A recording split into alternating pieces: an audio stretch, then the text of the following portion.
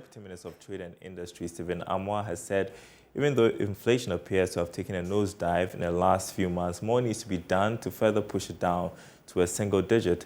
According to him, even though the Russia-Ukraine war as well as the COVID-19 pandemic have caused global economic uncertainties, government can still work to return its economic variables to pre-COVID era. Stephen Amoah was speaking with journalists at the Ghana Business League Awards held in Accra. Carlos Coloni has more. Held under the theme celebrating leading businesses and benchmarking incredible business acumen, the Ghana Business League Awards celebrate and project leading local businesses in manufacturing, supply and service industries.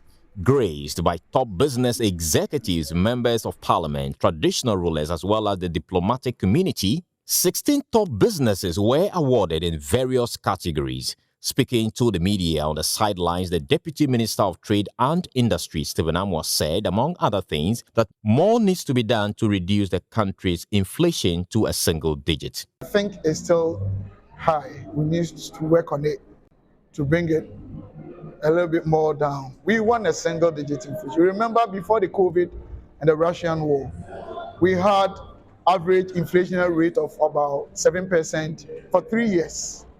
We have deficit somewhere around 5%. In fact, constantly for 3 years. We had that for about 40-year all-time best record. Lending rate had been reduced from about 40% to about 20%. Policy rate from about 25.5 to about 12.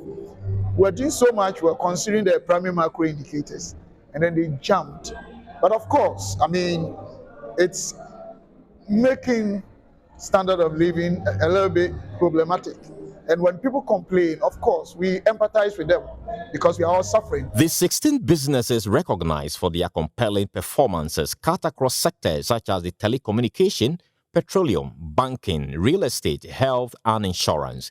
Touching on the successes being chalked by these Ghanaian businesses, the event director for the award, Seth Danso Asante, says excessive tax and unstable exchange rate are some factors hindering local firms that government ought to take a second look at. Various Ghanaian businesses are doing well. We have companies like the B5 Plus, which are not only operating here in Ghana, but are also in other West African countries.